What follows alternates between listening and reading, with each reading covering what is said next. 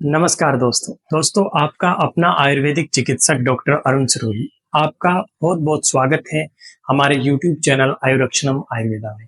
दोस्तों आज हम एक ऐसे सवाल पर बात करने वाले हैं जो हर किसी डायबिटिक पेशेंट का होता है कि हमें चावल खाने चाहिए या नहीं। डायबिटिक पेशेंट को चावल कौन सा खाना चाहिए आयुर्वेद अनुसार आज हम इस वीडियो में बात करेंगे और जानेंगे कि चावल शरीर में जाने के बाद कैसे ब्लड ग्लूकोज लेवल को बढ़ाता है और जानेंगे कि चावल किन किन डायबिटिक पेशेंट को खाने चाहिए और किन किन पेशेंट को नहीं खाने चाहिए और कितनी मात्रा में चावल डायबिटिक पेशेंट को खाने चाहिए।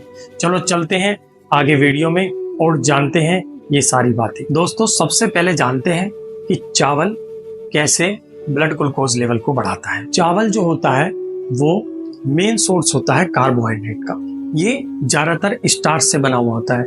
मेनली अगर हम बात करें वाइट राइस की, वाइट राइस जो होता है वो स्टार्च का बना हुआ होता है। इसमें फाइबर की मात्रा कम होती है और इसका ग्लाइसेमिक इंडेक्स जो होता है वो हाई होता है। इसका ग्लाइसेमिक इंडेक्स 70 से ज़्यादा होता है।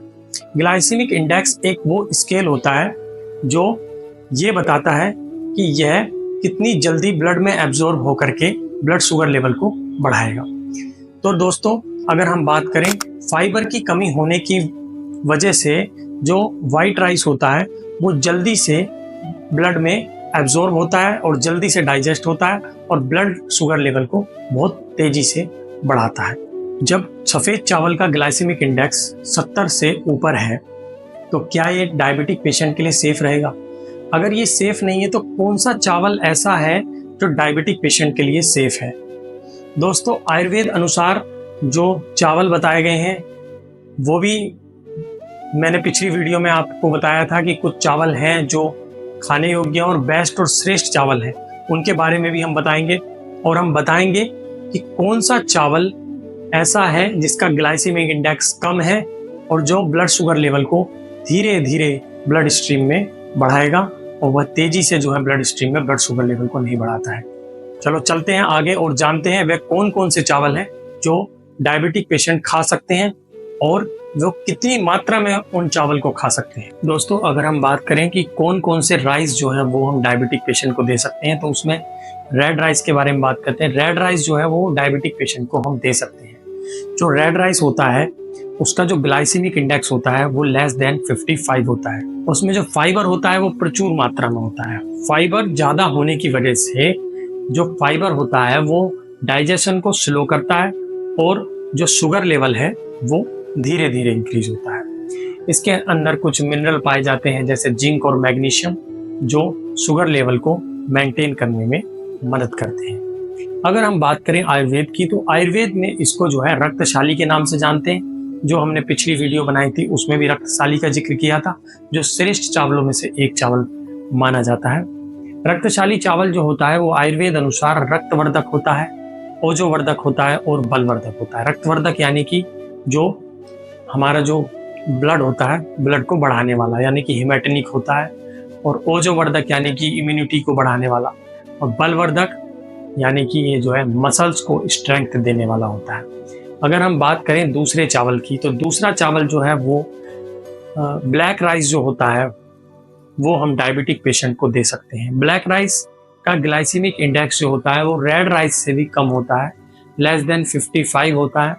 और ब्लैक राइस में भी फाइबर जो है वो प्रचुर मात्रा में पाया जाता है जो डाइजेशन को स्लो करके जो ब्लड ग्लूकोज लेवल है उसको धीरे धीरे बढ़ाता है।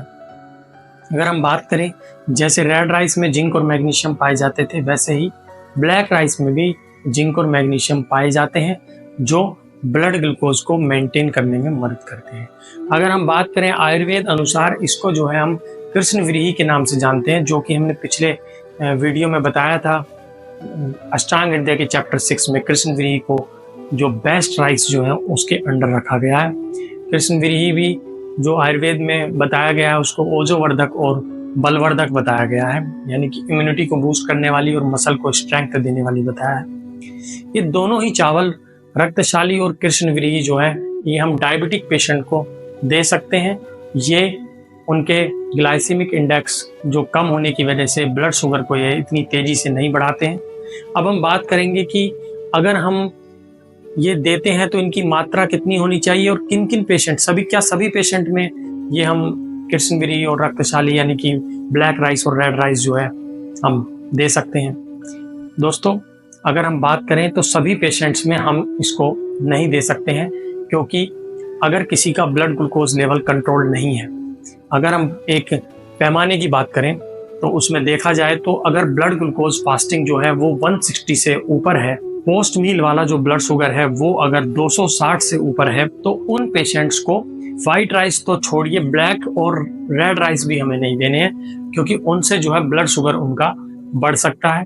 या फिर आप अपने डायबिटोलॉजिस्ट से कंसल्ट करके इन चावलों का आप सेवन कर सकते हैं। दोस्तों, अगर हम बात करें जिनका ब्लड शुगर कंट्रोल्ड है उनको ये कितनी मात्रा में लेना चाहिए, चावल को लेने से पहले आप ये सुनिश्चित कर लें कि आप उसको किसके साथ ले रहे हैं। खाली चावल नहीं लेने हैं, डायबिटिक पेशेंट को उसको चावल के साथ में इतनी मात्रा में या तो सब्जी या फिर दाल का सेवन करना है। उसके बाद जो चावल जो है वो आधी कटोरी से चावल ज़्यादा नहीं होने चाहिए। छोटी कटोरी यानी कि आधा कप, जो कप के बराबर जो कटोरी होती है, उससे ज़्यादा चावल का इस्तेमाल नहीं करना है। दोस्तों, ऐसी ही कुछ महत्वपूर्ण जानकारी के लिए हमारे चैनल को कीजिए सब्सक्राइब। स्वस्थ रहिए और सुरक्षित रहिए। धन्यवाद।